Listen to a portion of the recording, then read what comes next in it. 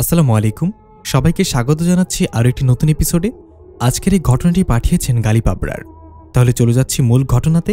তার আগে সবার কাছে অনুরোধ থাকবে, যারা যারা চ্যানেলটি সাবস্ক্রাইব করেননি অবশ্যই সাবস্ক্রাইব করে নেবেন এবং লেখকের ফেসবুক পেজ ডিসক্রিপশন বক্সে দেওয়া আছে, অবশ্যই লাইক দিয়ে ফলো করে দিবেন।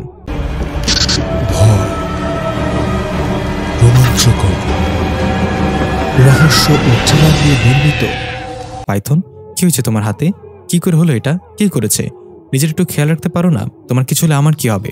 পাইথন বিরক্ত হয়ে বলল, শুধু এই কারণে আমি কোনো সম্পর্কে জড়াতে চাই না। আমি চাই না আমার জন্য কেউ কষ্ট পাক, কেউ আমার যত্ন নিক। আমি চাই না কেউ আমার মৃত্যুতে অঝরে কাঁদবে। আমি চাই না আমার কোনো পিছুটান থাক। তাই আগেই বলেছি, এখনো বলছি, এসব ন্যাকামি আমার সামনে করবে না। দূরে থাকো আমার কাছ থেকে। ডালিয়া বেশ কষ্ট পেল এসব শুনে। চোখের নীলচে পানি মুছে কিছু না বলে উঠে চলে যাচ্ছিল। পাইথন ডালিয়াকে ডাক দিল, আচ্ছা শোনো, একটা জিনিস জানতে চাই তোমার কাছে। ডালিয়া কৌতূহল নিয়ে হাসি দিয়ে ফিরে এসে বলল, কি জানতে চাও? পাইথন বলল, আমি এমন একজনের মুখোমুখি হয়েছি যার শক্তির কাছে আমি খুবই তুচ্ছ। কোনো জিনের মাঝে এত শক্তি থাকতে পারে না। সে একটা বাচ্চা হলেও তার সামনে একটা পুরো সেনাবাহিনী কিছুই না। ডালিয়া বলল, তার মাঝে কি এমন কোনো চিহ্ন দেখেছো যেটা তাকে সবার থেকে আলাদা করে? পাইথন একটু ভেবে বলল, হ্যাঁ, তার কপালে একটা সাপের চিহ্ন ছিল, সেটা থেকে আলো ছড়াচ্ছিল।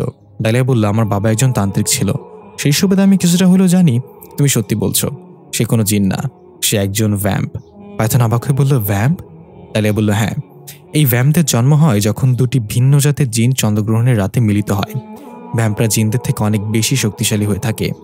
তোমার কপাল ভালো, তুমি বেঁচে ফিরেছ, কারণ তারা যাকে একবার মারবে বলে ঠিক করে, তারা তাকে না মেরে নিঃশ্বাস নেয় না। পাইথন চিন্তিত হয়ে ভাবতে লাগলো, রানী ফারিস্তার মেয়ে ভ্যাম্প হলো কিভাবে?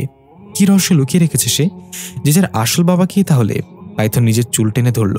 এর মাঝে একজন সৈন্য এসে পাইথনকে খবর দিল, মারিদ রাজ্য থেকে কেউ একজন এসেছে পাইথনের সাথে দেখা করার জন্য। খুব গুরুত্বপূর্ণ কিছু কথা বলার আছে। সে আপনার জন্য পাহাড়ের চূড়ে অপেক্ষা করছে। পাইথন অবাক হয়ে ডালিয়ার দিকে তাকালো। ডালিয়া বলল, আমাদেরকে এভাবে তাকাচ্ছ কেন? মনে হচ্ছে আমি তাকে ডেকেছি। পাইথন কিছু না বলে উঠে চলে গেল। ডালিয়াও পাইথনের পিছু নিল। পাইথন পাহাড়ের চূড়ায় পৌঁছে তাইবাকে দেখে অবাক হয়ে জিজ্ঞাসা করলো, আপনি এখানে? রানী ফারিস্তা যদি জানতে পারে তাহলে আপনি শেষ। তাইবা বলল, সেটা হবে না, ফারিস্তা আমাকে পাঠিয়েছে আপনার কাছে। পাইথন অবাক হয়ে বলল, রানী ফারিস্তা পাঠিয়েছে? কিন্তু কেন? তাইবা ডালিয়ার দিকে তাকিয়ে বলল, এটা একটা গোপন সাক্ষাৎ। এখানে কি নিজের প্রেমিকাকে নিয়ে আসা জরুরি ছিল পাইথন? ডালিয়া এটা শুনে খুশিতে তাইবাকে জড়িয়ে ধরে বলল, তোমার মুখে ঠাড়া পড়ুক, দুঃখিত, ফুল চন্দন পড়ুক। কেউ তো স্বীকৃতি দিল আমি পাইথনের প্রেমিকা। পাইথন ধমক দিয়ে ডালিয়াকে এখান থেকে যেতে বলল। ডালিয়া ধমক খেয়ে মুখ ফুলিয়ে চলে গেল।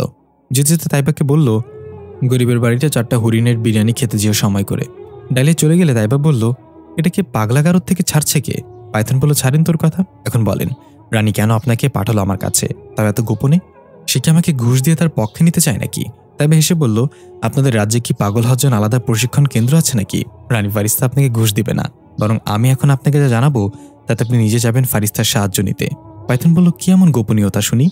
তাইবা বলল, আপনি ঘুলছেন না, জন্মগতভাবে আপনি ইফরিতের বংশধর।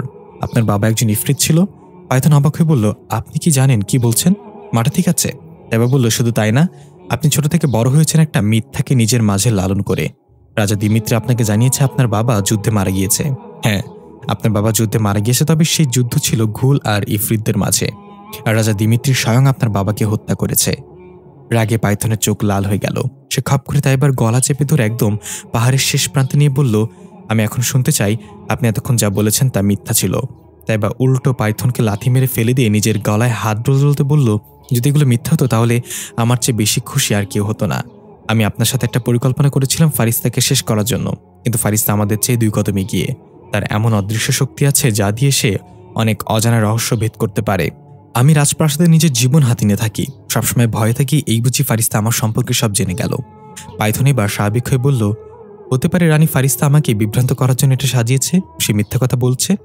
তবে একটু হেসে বলল, ফারিস্তা জানতো আপনি এটা বলবেন, সে এত কাঁচা খেলোয়াড় না পাইথন। তাই আপনার বাবার একটা উক্তির কথা উল্লেখ করেছে সে, যে উক্তি আপনি ছাড়া আর কেউ জানে না।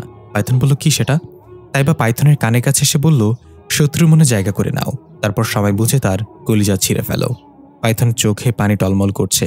পাইথনের চোখে তার বাবার সাথে কাটানোর সময়গুলো ভাসতে লাগলো। ছোট্ট পাইথন তখন তার বাবার কোলে খেলা করছে। সবেমাত্র পাইথনের মুখে বুলি ফুটেছে। এখানে আমরা জানতে পারি পাইথনের আসল নাম রাকা। তখন ঘুল আর ইফরিতদের মাঝে যুদ্ধ চলছিল। পাইথনের বাবা তার বাচ্চা ছেলেকে চুমু খেয়ে বলল, জানি না আমাদের ভাগ্যে কি আছে রাকা, আমি আমার শেষ নিঃশ্বাস অবধি তোমাকে রক্ষা করব। ঘুলটা আমাদের যেখানে পাচ্ছে সেখানে হত্যা করছে। তারা সংখ্যায় অনেক বেশি। আমাকে কথা দাও, তুমি বেঁচে থাকবে রাকা। তুমি ঘুলদের কলিজা আঘাত করবে, আমাদের উপর করা সকল অত্যাচারের প্রতিশোধ নিবে। কথা দাও আমাকে। ছোট পাইথন কিছু না বুঝলো বাবার মুখের দিকে এক দৃষ্টিতে তাকিয়ে রইল। নিজের অজান্তেই পাইথন তার বাবার হাতে হাত রাখল। পাইথনের বাবা খুশি হয়ে তাকে জড়িয়ে ধরে সুন্দর একটা গান গাইতে ধরল। গান শুনতে শুনতে পাইথন ধীরে ধীরে ঘুমিয়ে গেল। তখনই সেখানে রাজা দিমিত্রি আক্রমণ শুরু করে দিল। এক এক করে সবাইকে মেরে ফেলল। পাইথনের বাবা আধমরা অবস্থায় তাকে জড়িয়ে ধরে আছে এখনো। পাইথনের কান্নার শব্দে সেখানের বাতাস ভারী হয়ে গেল। রাজা দিমিত্রি এসে পাইথনের বাবার বুকের ওপর পা রেখে তার গলায় তরবারি ঠেকে বলল, তোদেরকে বলেছিলাম আমার অনুগত্য করতে, কিন্তু তোরা শুনলি না। যারা আমার অনুগত্য করেছে তারা মুক্তি পেয়েছে, তোরা সবাই মরবি এখন। পাইথনের বাবা থু করে রাজা দিমিত্রির চেহারায় থুতু ছুঁড়ে মারল। রাজা দিমিত্রি প্রচণ্ড রেগে পাইথনের বাবার বুকের উপর এক পা দিয়ে আঘাত করতে লাগলো এবং একের পর এক তরবারি দিয়ে তার উপর আঘাত শুরু করে দিল। আঘাত করতে করতে তার শরীর কয়েক টুকরো করে ফেলল। এরপর রাজার সৈন্যরা কুন্দনরত পাইথনকেও মেরে ফেলতে চাইল, বাট রাজা বাধা দিল। ওদের বংশের একজনকে জীবিত রাখবো আমি। ওরা যে ন্যায়ের পতাকা তুলে দাঁড়িয়েছিল, আমার সামনে সেই পতাকা ওদের বংশের এই বাচ্চাকে দিয়ে আমি নামিয়ে দিব। এই বাচ্চাকে হিংস্র ঘুল জিন হিসেবে বড় করব। ওকে দিয়ে অন্যায় কাজ করাবো। ও কখনো জানতেই পারবে না ওর আসল পরিচয়। দৃশ্য বর্তমানে ফিরে এলো। পাইথন তার অতীত থেকে ফিরে এসে কান্নায় ভেঙে পড়ল। এতদিন তার আনুগত্য করে এসেছি, যে আমার বাবাকে হত্যা করেছে, তার আদেশে হাজার হাজার অন্যায় করেছি। কাঁদতে কাঁদতে পাইথন নিচের দিকে মাথা দিয়ে একদম চুপ হয়ে গেল। তবে গিয়ে পাইথনের সামনে দাঁড়িয়ে বলল, আমার দায়িত্ব শেষ পাইথন, এখন আপনি তাই করবেন যা আপনার কাছে ঠিক মনে হয়। কিন্তু আমার গোপনীয়তা সম্পর্কে যদি আপনি ফারিস্তাকে কিছু বলেন, তাহলে রানী সিলভিয়ার মেয়ের ক্রোধ থেকে আপনি রক্ষা পাবেন না। পাইথন মাথা উঠে অবাকে জিজ্ঞাসা করল, রানী সিলভিয়ার মেয়ে মানে? দৃশ্য চলে আসে পৃথিবীতে। তালিফ রাতের খাবার তৈরি করছে কিচেনে। হঠাৎ মনে হলো খুব দ্রুত পেছন দিয়ে কেউ চলে গেল। তালিফ পেছনে তাকিয়ে দেখল জিজা সোফায় বসে টিভি দেখছে। মনের ভুল ভেবে আবার রান্না করার কড়াইয়ে তাকাতেই তালিফ প্রচণ্ড ঘাবড়ে গেল। 5টা রক্তাক্ত হাতের আঙ্গুলের কড়াইয়ে এখনো সেগুলো নড়াচড়া করছে। তালিফ চিৎকার করে সেখান থেকে দৌড় দিতেই পেছনে থাকা সাদা রঙের জামা পরা কারোর সাথে ধাক্কা খেয়ে চিত হয়ে নিচে পড়ে গেল। তাকে দেখল ফারিস্তা দাঁড়িয়ে মুচকি মুচকি হাসছে। তালিফ রেগে বলল, তার মানে তুমি আমাকে ভয় দেখাচ্ছিলে? ফারিস্তা বলল, যার মেয়ে একটা ভ্যাম্প, বউ জিনদের রানী, সে এত ভয় পেলে কি বাকিরা কি করবে?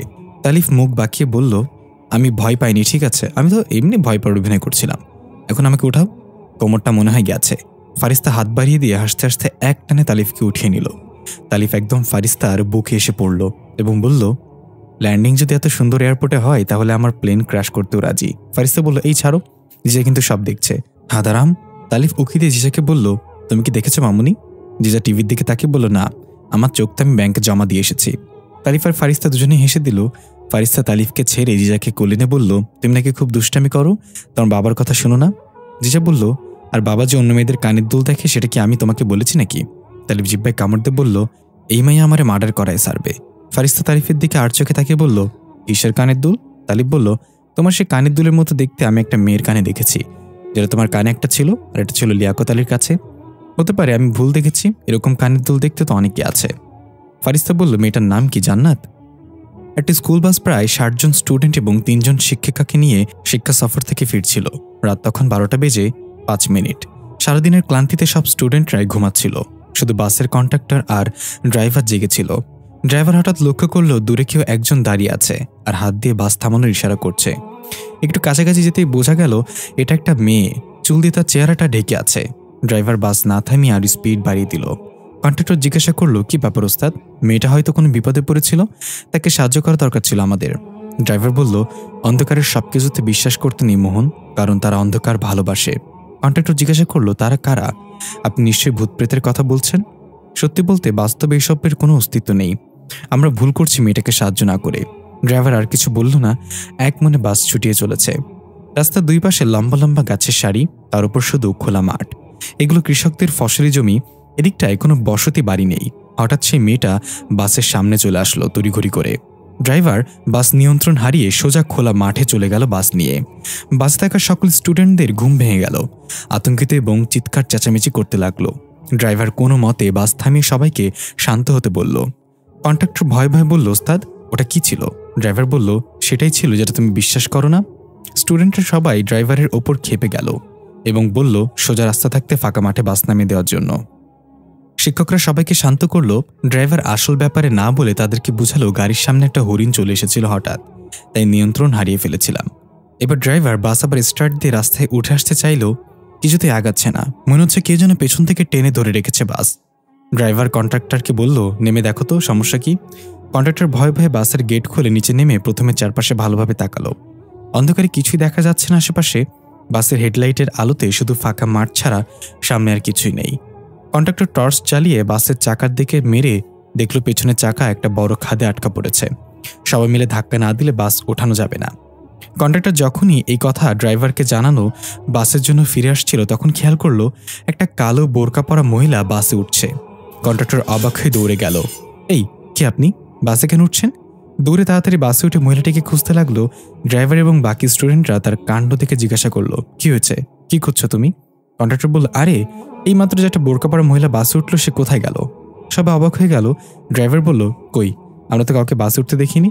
তোমাকে নিচে পাঠালাম বাসে কি হয়েছে দেখার জন্য, আর তুমি এখন আবল তাবল কথা বলতেছ। কন্ট্রাক্টর গলার টুটনি ধরে বলল, আল্লাহর কিরা উস্তাদ, আমি তাকে বাসে উঠতে দেখছি। তখন একদম পেছনের ছিটে একটা ছেলে অস্বাভাবিক আচরণ করতে লাগলো। সে ঘুষি দিয়ে বাসের জানালা ভেঙে ফেলল। তার হাত থেকে রক্ত বের হতে লাগলো। সে রক্ত চেটে চেটে খেতে খেতে বলল, আজকে কেউ বাঁচবে না এখানে। সবাই ভয়ে চিৎকার চেঁচামেচি করতে লাগলো। ড্রাইভার উঠে এসে সবাইকে শান্ত করার চেষ্টা করলো। এর মাঝে হঠাৎ সেই ছেলেটার শরীর থেকে মাথাটা আলাদা হয়ে গেল আপনা আপনি। মাথাটা ফুটবলের মতো গড়িয়ে কন্ট্রাক্টরের পায়ের কাছে এসে পড়ল। এই দৃশ্য দেখে সবাই চিৎকার করতে করতে বাস থেকে নেমে যেতে চাইল, কিন্তু কোন এক অদৃশ্য শক্তি বাসের গেট লক করে দিল। ড্রাইভার গিয়ে গেট ভাঙার চেষ্টা করলো, কিন্তু পারল না। হঠাৎ একটা গম্ভীর কণ্ঠে একদম পেছনের সিট থেকে কেউ বলল, আমার শুধু 30টা শরীর লাগবে। কন্ট্রাক্টর কাঁপা কাঁপা হাতে টর্চ লাইট মারল সেদিকে এবং সবাই খেয়াল করলো কালো বোরকা পরা এক মহিলা বসে আছে, চুল দিয়ে তার পুরো চেহারা ঢাকা। কন্ট্রাক্টর এটা দেখে তার হাত থেকে টর্চ নিচে পড়ে গেল। জোরে চিৎকার দেওয়ার আগেই তার শরীর থেকে মাথা আলাদা হয়ে গেল। পরদিন সকালের দৃশ্য। ফারিস্তার জিজা সোফায় বসে গল্প করছে। তালিফ কিচেনে নাস্তা বানাচ্ছে। জিজা ডাক দিয়ে বলল, এই বাবুর্চি, আমার জন্য তেল ছাড়া পরোটা আর ডিম ছাড়া অমলেট নিয়ে আসো। তালিফ উকি মেরে বলল, ডিম ছাড়া অমলেট কি তোমার নানা বানিয়ে দিয়ে যাবে, ফাজিল কোথাকার। জিজা বলল, আমার সাথে বেশি তেরিবেরি করলে মাকে কিন্তু বলে দেবো তুমি সিগারেটও খাও। ফারিস্তা এটা শুনে বলল, তালিফ, জিজা কি বলছে, তুমি সিগারেট খাও? তালিফ জিজার দিকে অসহায় দৃশ্যে তাকিয়ে বলল, খালি তোর মা যাক, দাদির কিরা, তোর আমি টয়লেটে আটকে রাখবো। ওপর থেকে তালিফের দাদি বলল, তুই আবার আমার নাম নিছোস হতচ্ছাড়া, তোর লাইগা আমার খাওয়ানোর সময় জিব্বাতে কামড় পড়ে, আমারে নিচে আইতে বাধ্য করিস না। তালিফ নাস্তা বানাচ্ছে আর ফারিস্তার দিকে আর চোখে তাকাচ্ছে। ফারিস্তা রাগী ভঙ্গিতে তালিফের দিকে তাকিয়ে আছে। তালিফ বলল, এভাবে দেখছো কেন, আমি তো মাঝে মাঝে খাই।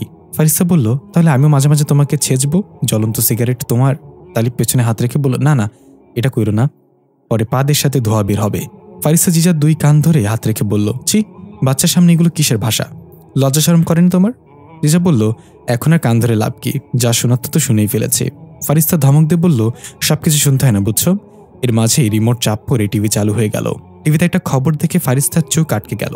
খবরের শব্দ শুনতে পেল। তালিফও কিচেন থেকে চলে এলো।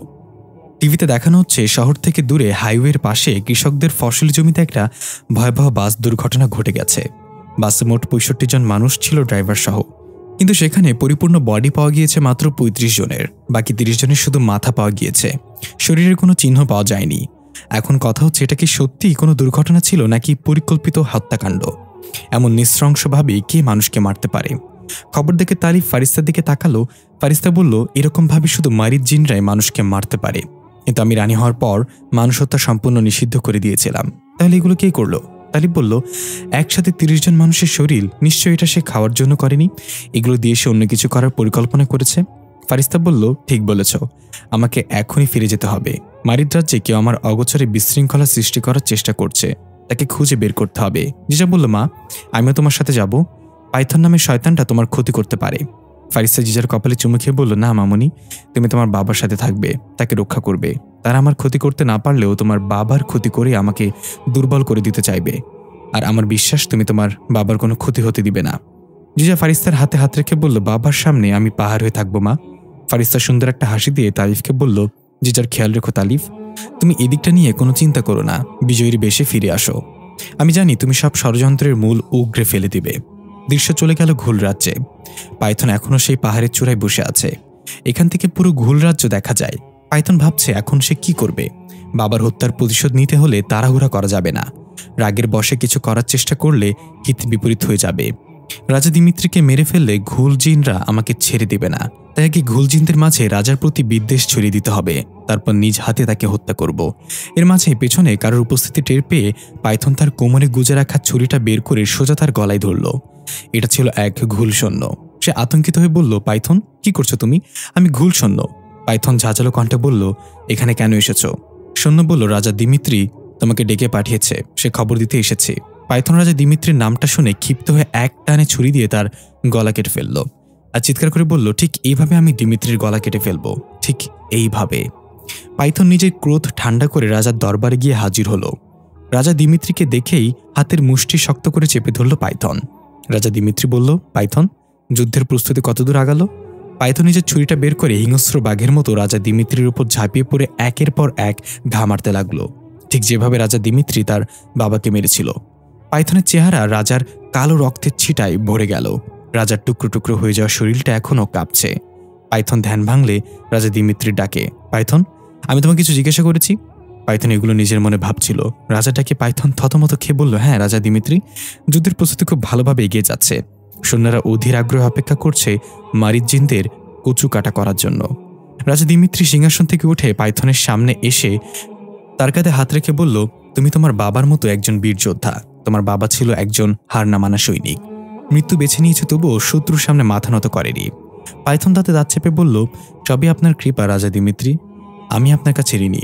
এদিন শোধ না করে আমি মরব না। রাজা দিমিত্রি বলল, তোমাকে আজ অন্যরকম লাগছে পাইথন, তোমার মাঝে সেই হিংস্র ভাবটা আমি দেখতে পাচ্ছি না। কি হয়েছে বলো আমাকে, আর তোমার হাতে কি হয়েছে?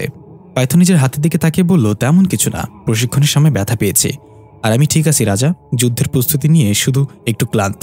রাজা দিমিত্রি বলল, ঠিক আছে যাও, আর রানী ফারিস্তার সাথে আমি যুদ্ধের আগে কথা বলতে চাই, তাকে খবর পাঠাও। পাইথন বলল, রানী ফারিস্তা একবার যেটা বলে সেটা করে, তার সিদ্ধান্তে কখনো পরিবর্তন আসে না। রাজা দিমিত্রি বলল, তাহলে এমন কাউকে খুঁজো যে রানী ফারিস্তার বিশ্বস্ত কিন্তু ক্ষমতালোভী। আমরা তাকে এমন জায়গা থেকে আঘাত করব যা সে কল্পনাও করতে পারবে না। পাইথনের মনে পড়ে গেল তাইবার কথা, কিন্তু রাজাকে সেটা জানালো না। পাইথন বলল, আমরা চাইলেই তো সরাসরি আক্রমণ করতে পারি আমাদের হিংস্র সৈন্য নিয়ে, ফারিস্তার বাবার শক্তি নেই ঠেকানোর, তাহলে আমরা সেটা না করে অন্য উপায় খুঁজছি কেন? রাজা দিমিত্রি বলল, কারণ হিংস্র সৈন্যরা বেপরোয়া, তারা পুরো মারিদ রাজ্য ধ্বংস করে ফেলবে, সাথে লিজিব গাছও ধ্বংস হয়ে যাবে। তাহলে এই যুদ্ধের ফলাফল কি হবে? আমি কিছুই পাবো না। এই যুদ্ধে আমি হিংস্র সৈন্য ব্যবহার করব না। পাইথন বলল, ঠিক আছে, আপনি যেমনটা বলবেন, শত্রুর মনে জায়গা করে নেব, তারপর তার কলিজা ছিঁড়ে ফেলবো। এই বলে পাইথন বের হয়ে গেল। রাজা দিমিত্রি পাইথনের শেষ কথাটা শুনে তার চলে যাওয়ার দিকে তাকিয়ে রইল। দৃশ্য চলে গেল মারিদ রাজ্যে। তাইবা 30টা শরীর নিয়ে সেই জঙ্গলে ডাইনির কাছে পৌঁছে গিয়েছে।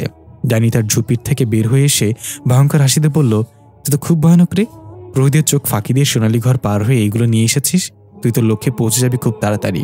তাইবা বলল, মনে থাকে যেন, এই 30টা শরীর ব্যবহার করে কিভাবে সেই তরবারিকে এমন শক্তিশালী করা যায়। ডাইনি বলল, এত শক্তিশালী তরবারি দিয়ে তুই কি করবি? রানীকে মারার জন্য তো এত শক্তিশালী তরবারির দরকার নেই।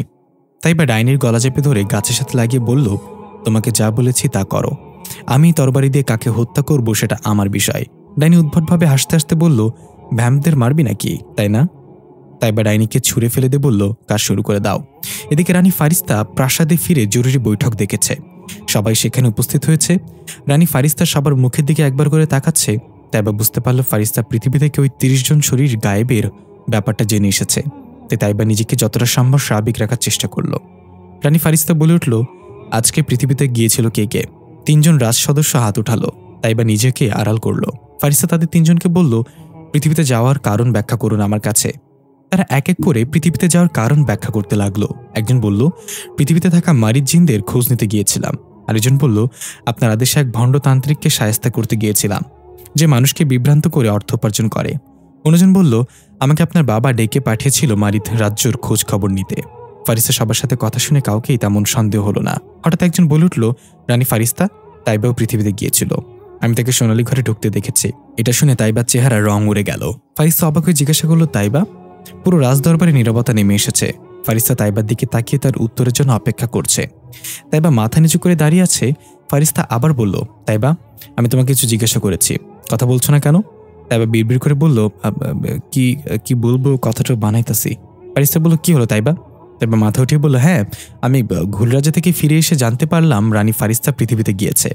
আমারও জিজাকে খুব দেখতে ইচ্ছে করছিল, তাই তার সাথে দেখা করতে গিয়েছিলাম। ভেবেছিলাম সবাই মিলে আড্ডা দিব, কিন্তু সেখানে গিয়ে জিজাকে পাইনি। খোঁজ নিয়ে জানতে পারলাম তারা বাসা বদল করেছে, তাই আবার ফিরে এসেছি আমি। ফারিস্তা বলল, পৃথিবীতে গিয়ে অন্তত আমার সাথে যোগাযোগ করার দরকার ছিল তোমার। তাইবা বলল, মাফ করবেন রানী, আমি আসলে পৃথিবীর ভাষায় যেটাকে সারপ্রাইজ বলে সেটা দিতে চেয়েছিলাম, কিন্তু এখন দেখছি সারপ্রাইজ কতটা বিপজ্জনক শব্দ। আমাকে সন্দেহ করা হচ্ছে। ফারিস্তা এবার স্বাভাবিক হয়ে সবার উদ্দেশ্যে বলল, আমি রানী হওয়ার পর সবার আগে মানুষ হত্যা নিষিদ্ধ করেছিলাম। এতদিন সেটা বন্ধ থাকলেও গতকাল রাতে পৃথিবীতে 30 জন মানুষের শরীরবিহীন মাথা পাওয়া গিয়েছে। মারির জিন ছাড়া এই কাজ আর কেউ করতে পারে না। আমাদের মাঝেই কোনো এক বিশ্বাসঘাতক লুকিয়ে আছে। আমি আগামীকাল পর্যন্ত সময় দিলাম, বিশ্বাসঘাতক যেন সে নিজে এসে আমার কাছে মুখোশ খোলে, তাহলে শাস্তি কিছুটা কমবে। আর যদি আমাকে কষ্ট করে খুঁজে বের করতে হয়, তাহলে গাছ কাটার যন্ত্র দিয়ে মাঝখান থেকে 2 ভাগ করা হবে। এটা শুনে পুরো রাজদরবার ভীত হয়ে পড়ল।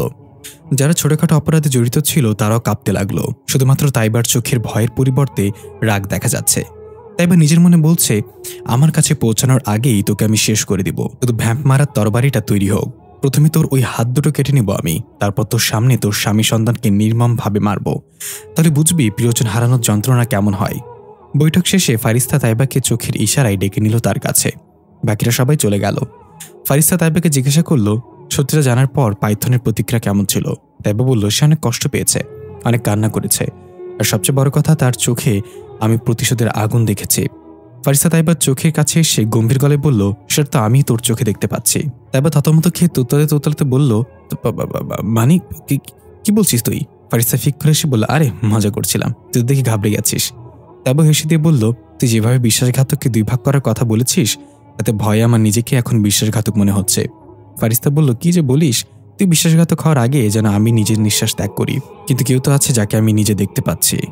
তবে পাবো, আর যেদিন পাবো সেদিন বুঝবে চোরের 1 দিন, গেরস্তের 10 দিন। তাইবা বলল, ধুর, তুই উল্টো বলছিস, এটা হবে চোরের 10 দিন আর গেরস্তের 1 দিন।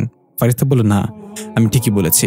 চোর 1 দিন চুরি করবে আর গেরস্ত তাকে 10 দিন গাছের সাথে বেঁধে রেখে পেটাবে, তাই আমারটাই ঠিক। তাই বেশি বলল, হ্যাঁ, যা তো ঠিক। রানীর কথায় বিরোধিতা করলে আমার মাথা যাবে। এখন বল, যুদ্ধ নিয়ে কি ভাবছিস? রাজা দিমিত্রি কিন্তু তার প্রস্তুতি শুরু করে দিয়েছে। যে কোনো সময় সে আক্রমণ করে দেবে। তার হিংস্র সৈন্যদের পাঠালে আমরা নিমিষেই ধ্বংস হয়ে যাব। ফারিস্তা বলল, সেটা সে করবে না, কারণ তার মূল উদ্দেশ্য লিজিব গাছ। হিংস্র সৈন্যদের পাঠালে সবকিছু ধ্বংস হয়ে যাবে, সাথে লিজিব গাছও। তাই সে এই বোকামি করবে না। আর আমি যা মনে করেছি, রাজা দিমিত্রি খুব তাড়াতাড়ি আমার সাথে বৈঠক করবে, আমাকে হুমকি দিবে, আমাকে বুঝাবে। তাইবা বলল, তুই এতটা নিশ্চিত কিভাবে? তখন একজন প্রহরী এসে বলল, রানী ফারিস্তা, ঘোলরাজ্য রাজা দিমিত্রি আপনাকে আমন্ত্রণ জানিয়েছে, সে আপনার সাক্ষাৎ কামনা করছে। ফারিস্তা তাইবার দিকে তাকিয়ে বলল, এভাবে? তাইবা হা করে তাকিয়ে ফারিস্তার দিকে, তার মানে মনে মনে ভাবছে, ঠিক কতটা দূর পর্যন্ত চিন্তা করলে আমি ফারিস্তার চিন্তার নাগাল পাব। দৃশ্য চলে এলো পৃথিবীতে। তালিফ জিজাকে নিয়ে বাসা থেকে বের হয়েছে সকাল সকাল। জিজাকে নতুন স্কুলে ভর্তি করাতে হবে। বাসার গেট থেকে বের হতেই জিজা বলল, তালিফ, তুমি একটু দাঁড়াও, আমি জানাত আন্টিদের সাথে দেখা করে আসি। তালিফ বলল, যাও, তবে সে যেন না জানে তুমি কার মেয়ে। তোমার মা তাকে দেখা দিয়েছিল এবং তার একটা ইচ্ছে পূরণ করেছিল, এটা যেন এই পর্যন্তই থাকে, তাকে বেশি কিছু জানানো যাবে না। জিজা বলল, ঠিক আছে, তোমার কথার বাধ্য কি আমি কখনো হয়েছি বলো? তালিফ ভ্রুকুচকে তাকালো। জিজা বলল, সরি, অবাধ্য হবে। এই বলে জিজা জান্নাতদের বাসায় গেল। তালিফ বাইরে অপেক্ষা করতে লাগলো। জিজাকে দেখলো জান্নাতদের বাসার দরজার সামনে একটা লোক এদিক ওদিক পায়চারি করছে। দরজায় কড়া নাড়তে গিয়েও নাড়ছে না। জিজা তাকে ডাক দিয়ে বলল, প্রথমবার চুরি করতে আসছে নাকি? এত নার্ভাস দেখাচ্ছে কেন? লোকটা চমকে গিয়ে আশেপাশে পেছনে তাকিয়ে নিজের দিকে আঙ্গুল ইশারা করে বলল, তুমি কি আমাকে কিছু কইতেছ? জিজা কোমরে হাত দিয়ে বলল, না, আমি আপনার পেছনে দেয়ালকে বলতেছি, দেয়ালের তো কান আছে। লোকটা বলল, হাসা কইরা কাও, তুমি কি আমারে দেখতে পাইতেছ? জিজা এবার বিরক্ত হয়ে বলল, আমার বাবা রোমান্স করার সময় আমাকে জিজ্ঞাসা করছে আমি দেখছি কিনা, আপনি জিজ্ঞাসা করেন আমাকে দেখতে পাচ্ছি কিনা। কি পাইছেন আমারে? আমাকে কানা প্রমাণ করার জন্য উঠে পড়ে লেগেছেন? লোকটা একগাল হেসে জিজার কাছে এসে বলল, পাকনা বুড়ি রে, আমি হইলাম জান্নাতের বাবা। অনেকদিন আগে আমি মইরা গেছি, কিন্তু আমার পাগলি মায়াটা আমারে মুক্তি দেয় না এখনো। জিজা তার হাত ধরে বুঝতে পারলো সে সত্যি একটা আত্মা। জিজা বলল, কেন? জান্নাত আন্টি আপনাকে মুক্তি দেয় না কেন? কি এমন আকাম করেছেন? লোকটা হেসে বলল, আকাম না রে, একটা ভয়াবহ গাড়ি দুর্ঘটনায় আমি মারা গিয়েছিলাম। ওইখানে আমার মাথা ছাড়া শরীরের কোনো চিহ্নই আসিল না। আর আমার স্মৃতি মনে কইরা জান্নাতে হেই মাথার কঙ্কালটা এখনো পর্যন্ত রাইহা দিছে। তাই আমি মুক্তি পাই নাই। অনেকবার তারে কইছি, কিন্তু আমারে দেখেও পাই না, শুনতেও পাই না। জিজা মাথা চুলকে বলল, তাহলে তো জটিল সমস্যায় পড়েছেন। এখন কি আপনি চান আমি আপনার হয়ে জান্নাত আন্টিকে এগুলো বলি? লোকটা একগাল হেসে বলল, হ হ হ, দয়া কইরা একটু বইল, আর আমার ভালো লাগে না এইভাবে থাকতে। জিজা বলল, ঠিক আছে, তাহলে আমার একটা শর্ত আছে। লোকটা বলল, কি তা? জিজা তালিফকে দেখিয়ে বলল, ওই যে বাইরে যে ব্যাটাটাকে দেখছেন, সে আমার বডিগার্ড, সবসময় আমার পিছু পিছু থাকে। তার জন্য আমি ভালো মতো বন্ধুদের সাথে আড্ডা দিতে পারি না। আপনি গিয়ে তাকে একটু ভয় দেখে আসেন। এর জন্য লোকটা এক কথায় রাজি হয়ে ছুটে গেল তালিফের কাছে। তালিফ দাঁড়িয়ে বারবার ঘড়ির দিকে তাকাচ্ছে আর বলছে, জিজা এখনো আসছে না কেন? তখনই তালিফের মনে হলো কেউ তার কানে ফু দিয়েছে। চমকে গিয়ে আশেপাশে তাকালো, কিন্তু কাউকে দেখতে পেল না। আবার হঠাৎ করেই উপর থেকে একটা মাকড়সা উড়ে এসে তালিফের জামার ভেতর ঢুকে গেল। তালিফ অস্থির হয়ে হাত ঢুকে জামার ভেতর থেকে সেটা বের করতে লাগলো। তালিফ মাইকেল জ্যাকসনের মতো ডান্স পোজ করতে লাগলো। মাকড়সাটা ঘুরতে ঘুরতে তালিফের প্যান্টের ভেতর ঢুকে গেল। তালিফ বাদরের মতো লাফাতে শুরু করলো। এমন অদ্ভুত অঙ্গিভঙ্গি দেখে রাস্তায় যাওয়া আসা করা মানুষ হাসতে লাগলো। ওইদিকে জিজাও ভেতর থেকে এগুলো দেখে হাসতে হাসতে শেষ। তালিফ একে একে তার পরনের জামা প্যান্ট খুলে ফেললো। শুধু শর্ট প্যান্ট পরে মাকড়সা খুঁজতে লাগলো জামা কাপড়ের ভেতর। এর মাঝে লোকটা জিজার পেছনে আবির্ভাব হয়ে বলল, ঠিক আছে না? দেখেছো ব্যাটারে কেমন নাচাইলাম? জিজা বলল, হ্যাঁ একদম ঠিক আছে, এখন চলেন, আমি আমার কথা রাখি। জিজা দরজায় কড়া নাড়ল। কিছুক্ষণের মাঝেই জান্নাত দরজা খুলে জিজাকে দেখে খুশি হয়ে বলল, আরে তুমি, আসো আসো, ভেতরে আসো। তোমার বোন মানুষটা কই? জিজা বলল, সে রাস্তার সার্কাস দেখাচ্ছে, কিন্তু আমার সাথে অন্য একজন এসেছে। জান্নাত জিজার আশেপাশে তাকিয়ে বলল, কে? জিজা বলল, তোমার বাবা। জান্নাতের হাতে থাকা পানির গ্লাসটা পরে ভেঙে টুকরো হয়ে গেল। জান্নাত বলল, কি? বাবা মানে? আমার বাবা তো নেই। জিজা বলল, সে আছে, আপনার মায়ের জন্য এসে যেতে পারেনি, তবে আপনি নিজের অজান্তে তাকে কষ্ট দিচ্ছেন। জান্নাত একটু রেগে বলল, কি সব বলছো তুমি? বাচ্চা বাচ্চার মতো থাকবে। বলেছি না আমার বাবা অনেক আগে মারা গিয়েছে, সে কিভাবে আসবে? এই বলে জান্নাত দরজা বন্ধ করে দিতে চাইলে জিজা জান্নাতের বাবার দিকে একবার তাকিয়ে দেখলো সে অসহায় দৃষ্টিতে তার মেয়ের দিকে তাকিয়ে আছে। জিজা জান্নাতকে বলল, তাহলে আপনার বালিশের পাশে তার মাথার কঙ্কালটা রেখেছেন কেন? আপনার উচিত ছিল তার শরীরের শেষ অঙ্গটা দাফন করে দেয়া। এটা শুনে জান্নাত থমকে গেল। দরজা বন্ধ না করে জিজার দিকে এগিয়ে এসে বলল, তুমি এটা কিভাবে জানলে? তুমি তো আমার বাসায় কখনো আসোনি। জিজা তার পাশে দাঁড়ানো জান্নাতের বাবার দিকে তাকালো। জান্নাত আবেগে আপ্লুত হয়ে জিজ্ঞাসা করলো, তার মানে সত্যি আমার বাবা তোমার পাশে? জিজা মাথা নাড়ল। জান্নাত কান্নায় ভেঙে পড়ল। জান্নাতের বাবা আবেগে আপ্লুত হয়ে তার মেয়ের মাথায় হাত রাখলো। জান্নাত সেটা বুঝতে না পারলেও জিজা বলল, আন্টি, আপনার বাবা এখন আপনার মাথায় হাত রেখেছে। আপনার কান্না দেখে সে কষ্ট পাচ্ছে, আপনি কাঁদবেন না। জান্নাত তবুও নিজের কান্না থামাতে পারছে না। জান্নাত জড়িত কণ্ঠে বলতে লাগলো, বাবা, আমি নিজের অজান্তেই তোমাকে এতগুলো বছর কষ্ট দিয়ে এসেছি। তুমি আমাকে স্বপ্নের মাঝে অনেকবার ইঙ্গিত দিয়েছিলে, কিন্তু আমি বুঝতে পারিনি। আমাকে মাফ করে দাও। তুমি যখন মারা যাও তখন আমি মৃত্যু কি সেটা বুঝি না। মা যখন তোমার কাটা মাথাটা বুকে জড়িয়ে কান্না করছিল তখন আমিও বুঝিনি তুমি আর কখনো ফিরে আসবে না। সেদিনের পর প্রতিটা সন্ধ্যায় আমি তোমার অপেক্ষায় বসে থাকতাম। মাকে জিজ্ঞাসা করলে মা বলতো তুমি নাকি তারার দেশে চলে গেছো। তারার দেশ তো অনেক দূর, ভেবেছিলাম তাই তোমাকে ফিরতে দেরি হচ্ছে। কিন্তু ধীরে ধীরে আমি বুঝতে শিখি তারার দেশে যাওয়া যায়, ফিরে আসা যায় না। অনেক ভালোবাসি বাবা তোমাকে। জিজা বলল, আন্টি, তোমার বাবাও তোমাকে অনেক ভালোবাসে, এখন তাকে মুক্তি দাও। জান্নাত চোখের পানি মুছে বলল, আমি এটা করবো বাবা, ওপারে ভালো থেকো। জান্নাতের বাবা হাসি মুখে আস্তে আস্তে অদৃশ্য হয়ে গেল। জান্নাত জিজাকে জড়িয়ে ধরে আর বলল, কে তুমি? আমার মৃত বাবাকে কিভাবে দেখতে পেলে? জিজা সত্যিটা বলতে গিয়েও থমকে গেল। কথা ঘুরে বলল, তুমি জানো না বাচ্চারা অ্যাঞ্জেলের রূপ হয়? তারা এমন অনেক কিছু দেখে যা তোমরা দেখতে পাও না। জান্নাত হাসি দিয়ে জিজার গাল টেনে বলল, হ্যাঁ, পাকা বুড়িটা। তাহলে এখন কোথায় যাচ্ছিলে, নাকি আমার কাছে এসেছিলে? জিজা বলল, বোন মানুষের সাথে স্কুলে যাচ্ছিলাম, ভাবলাম তোমার সাথে একটু দেখা করে যাই, আর এসে এই কাণ্ড ঘটে গেল। জান্নাত বলল, ভালোই হয়েছে, তাইলে স্কুলে যাও, আমি সম্পূর্ণ কাজটা শেষ করে তারপর দেখা করব তোমার সাথে। জিজা হাসি খুশিভাবে চলে এলো। এসে দেখলো তালিফের ইস্ত্রি করা জামা কাপড়ের অবস্থা দুমড়ে মুচড়ে গেছে, সেগুলো পরে দাঁড়িয়ে আছে। জিজা কিছু না জানার ভান করে মুখে হাত দিয়ে বলল, হাই হাই তালিফ, তুমি কি গ্যান্ডারের রস বের করা মেশিনে ঢুকে গিয়েছিলে নাকি? এই কি অবস্থা?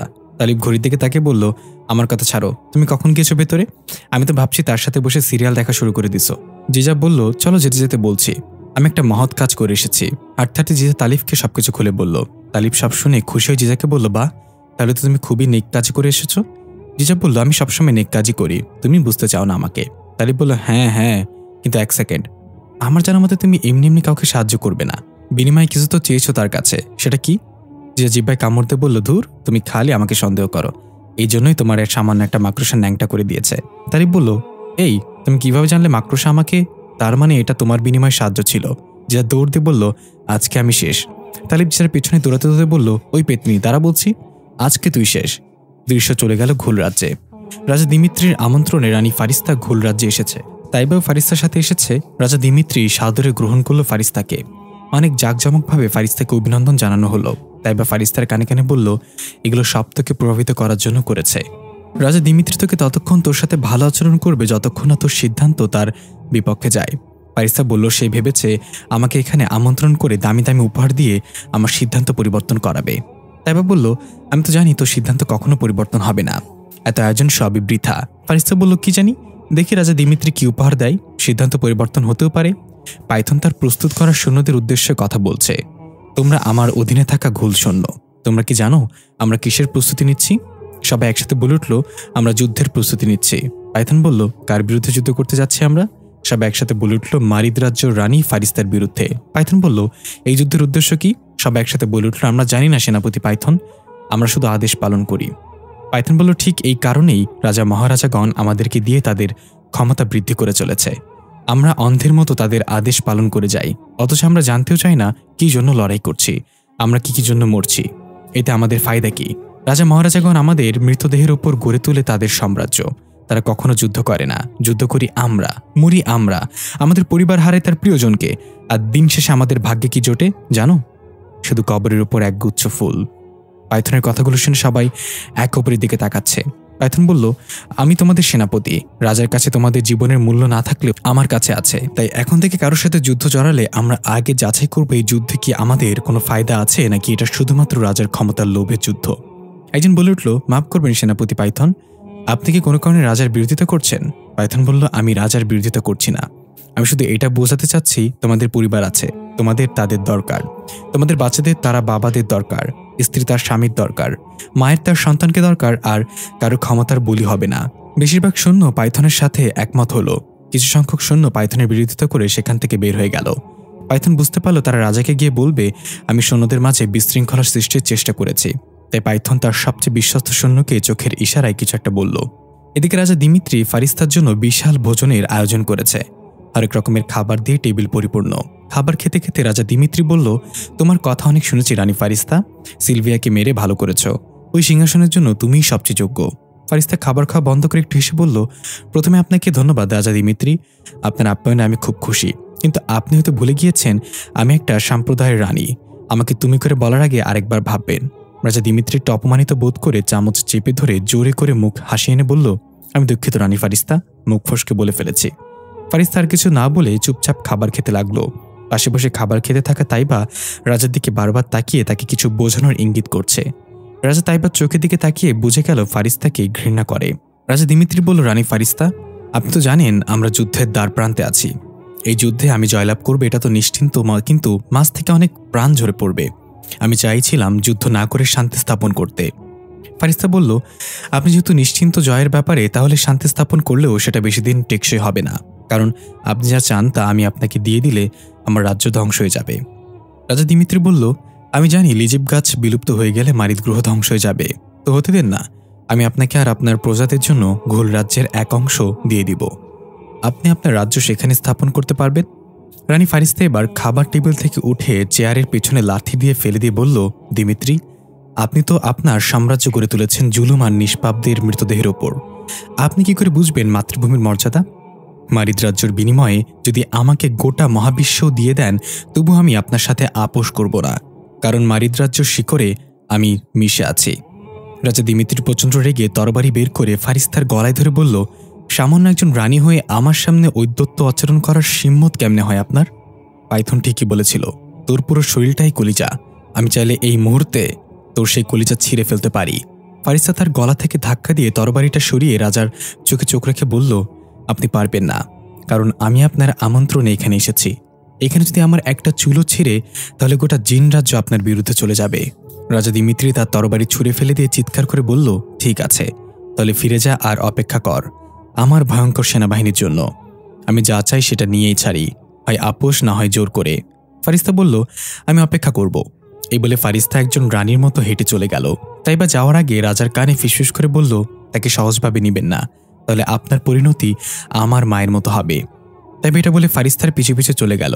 রাজা দিমিত্রির মুখে একটা হাসি ফুটে উঠল, তার মানে তুমি রানী সিলভিয়ার মেয়ে, তোমাকেই তো দরকার আমার। ফারিস্তা রাজপ্রাসাদ থেকে বের হয়ে তাইবাকে বলল, তাইবা, তুমি মারিদ রাজ্যে ফিরে আমাদের সেনাবাহিনী প্রস্তুত করো, রাজা দিমিত্রি যে কোনো সময় আক্রমণ করবে। তাইবা বলল, তুই যাবি না? ফারিস্তা বলল, যা বলেছি তা কর, প্রশ্ন করিস না। তাইবা আর কোনো কথা না বলে চলে গেল। ফারিস্তা অন্যদিকে চলে গেল। দৃশ্য চলে এলো পৃথিবীতে।